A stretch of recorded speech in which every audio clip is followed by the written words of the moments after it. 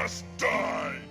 In January of 2001, the original version of RuneScape was released, the previous version being titled Devious Mud. Obviously, throughout the years, the game changed and evolved to the two versions we know today, Old School RuneScape and RuneScape 3. The original version of RuneScape, dubbed RuneScape Classic, was finally shut down in August of 2018, ending any sort of official support from Jagex for the fondly remembered game. Ask anyone who's played RuneScape Classic, and they will most likely tell you the details of how hardcore it was, how janky things were, and most importantly, how addicting the game turned out to be, which is why so many people caught on to the magic that was RuneScape. It's no secret either that the game was founded and developed by a small team of brothers known as the Gower Brothers, essentially making RuneScape one of the earliest examples of an indie-developed MMORPG on the market. I don't think it would be a surprise if I told you that many MMOs within the indie scene nowadays take a heavy inspiration from RuneScape and its humble beginnings. This brings us to the subject of today's video. Damascus, a 2D open-world sandbox MMORPG that plays very much like the early days of RuneScape and Ultima Online, developed by Team Teal. The team consists of two people currently, Dom and Win, both of which are very dedicated developers that wish to provide a nostalgic yet new experience. While the game may seem primitive to 2020 standards, it still has a very niche charm that a lot of people will appreciate. Since its release, the game has garnered a dedicated small community. Obviously, since the game is small and coming out of nowhere, you won't see numbers in the hundreds, but the players you do see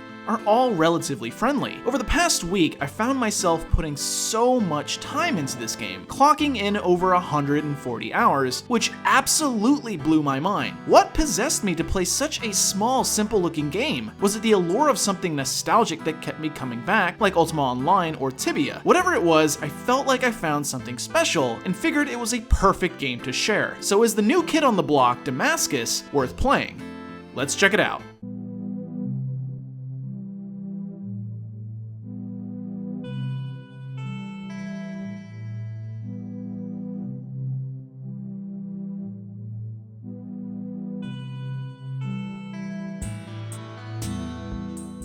When starting out in Damascus, you are greeted with what is essentially a tutorial island that teaches you some of the basic activities you can do. Things like mining, smithing, combat, and banking. Similar to the game's Damascus molds itself as, it has a handful of skills you can train. There is health, accuracy, defense, melee, ranging, psychic, destruction, stamina, survival, mining, mechanics, trading, fletching, stealing, metalwork, explosives, farming, chemistry, and guild work. Health works like, I mean, do I really have to explain health for like the third video in a row? Yeah, this is big brained. Accuracy determines how often you miss. Defense determines how often you block attacks and what armor you can equip. Melee contributes to your melee damage as well as what weapons you can equip. Ranging is similar but with ranged weapons. Psychic is this game's magic, requiring ammo called actuators to fuel the spells you cast. Destruction works like prayer, providing various buffs. This game has a gimmick being that you can actually destroy items to what seems like this game's world to gain experience. Stamina is a passive statistic that grows as you move in the world, gaining 10 experience each time you move 10 steps, with the skill itself providing bonuses to stamina and health regeneration. Survival is probably one of the most useful skills as it rolls fishing, woodcutting, cooking, and other various activities all into one skill. Mining, fletching, stealing, metalwork, and farming I think are all self-explanatory, as well as chemistry being this game's alchemy or potion making skill. Guild work is essentially this game's slayer. You go to a guild board to gain a monster task, and then go kill that monster to gain levels. Some of the unique skills do put a spin into the formula. Trading, for instance, grows each time you buy and sell from vendors, and the higher the skill, the better the discounts you receive when buying items, which can save you some gold in the long run. Explosives is a crafting skill that allows you to create bombs for combat. Mechanics is the skill that allows you to craft items like mage staves, actuators for crafting spells, and then guns for ranged combat. Yes, there is guns in this game, which is actually pretty badass. Right? Wrong.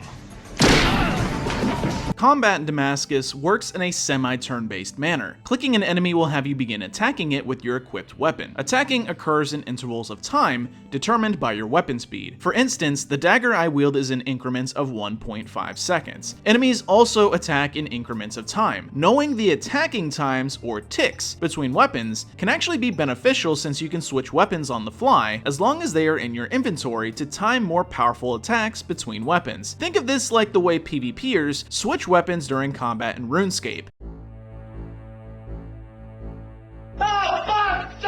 Speaking of PvP, at the time of this video, unfortunately, Damascus does not yet have PvP within the game, so if you saw someone roaming around and wanted to PK them, tough luck. But the developers have stated that they do have plans to implement PvP within the future with full loot. Yes, much like other hardcore MMORPGs, Damascus does have a very punishing death system where you lose most of your items upon death, meaning PvP will be very risk-reward oriented, which is definitely a good thing, and personally, I hope there is some sort of PvP minigames or modes to play as well. In terms of other activities besides training your skills and doing combat, there is quests planned to do, but currently there is only one within the game called a smuggling situation. Obviously, once again similar to RuneScape, Damascus will have quests with entertaining storylines to play that will have a spin on the traditional kill X amount of enemies or talk to Y NPC. However, I would say the current quest in the game has a pretty lousy reward. Like 300 gold?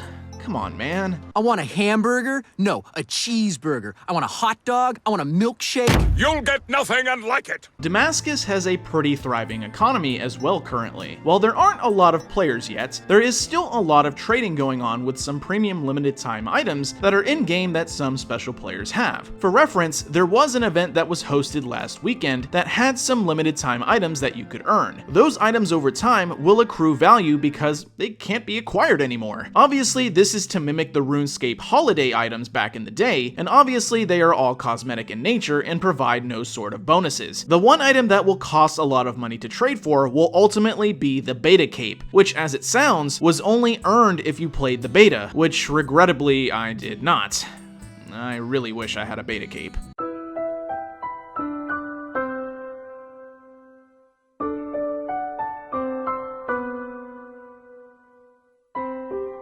Anyways, the economy leads into my next topic, which is monetization for the game. The game is ultimately free to play, but the developers do have a way to monetize the game. Taking the bond system from World of Warcraft and RuneScape, players can spend $4 for a tradable bond that can be used for 14 days of membership or traded to other players. If you purchase bonds this way, ultimately it's only $8 for a full month of membership. The developers only have the bond system in place rather than a standard monthly fee for membership because they felt that typically in MMOs, when you pay monthly, you are obligated to play more every day, and when you are not playing, you feel like you are missing out. The developers plan to add more ways of paying for membership, such as a weekend bond that lasts 2 to 3 days for $1, and a standard monthly bond or monthly payment. Currently, membership gets you a vast variety of areas to explore, as well as exclusive access to the Guildwork skill. Overall, the free-to-play section of the game is massive in scale, so if anything, you aren't missing out on too much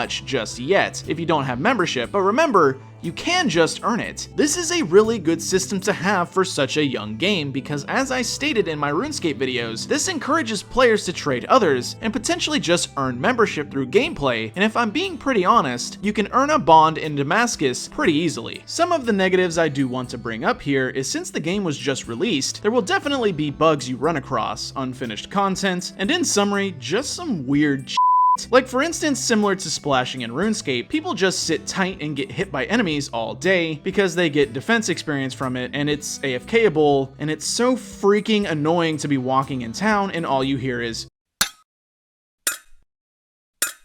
change this shit.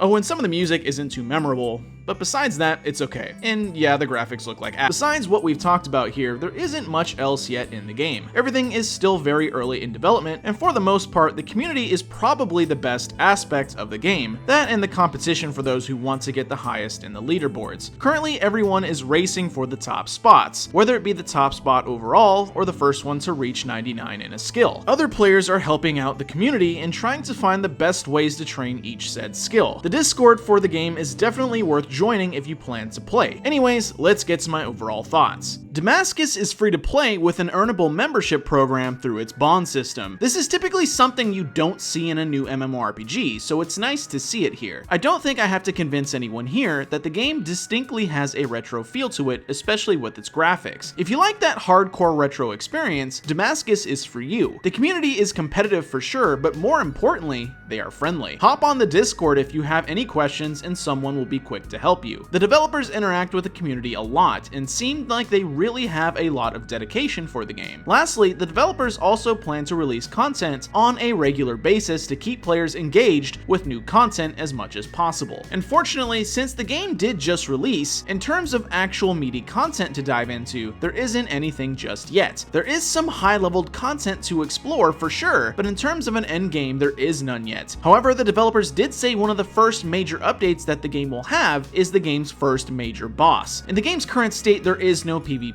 yet either, which means if you wanted to PvP in this game, you'll have to come back later. The music is nothing memorable and the graphics are obviously very old looking, which may turn off a lot of potential players unless they like a retro look. Lastly, one of the major problems that tends to happen is issues with server stability. There have been a few nights that the game goes offline for hours because the developers went to sleep and no one is around to get it back online. This is an issue that the developers are trying to fix, but it's something worth noting, along with the obvious bugs and glitches that you may come across. And those are my thoughts on Damascus. Odds are I would think most of you that are watching probably have never heard of the game, but now that you do you plan on playing? Comment down below. I respond to everyone in my comment section, so let's start a discussion. Anyways, I want to thank each and every one of you for watching. If you like this sort of content, then can I convince you to give me a good old subscribe and like on the video? Those truly do help the channel, and if anything, liking the video will help get this little indie title a little more recognition. I also have my social media sites in the description like Twitter, so if you want to follow those, check the description. Finally, I always gotta give a shout out to my loyal supporters who watch every video. You guys and gals rock. Anyways, that is all for this video. Thanks for watching, and I will see you in the next one.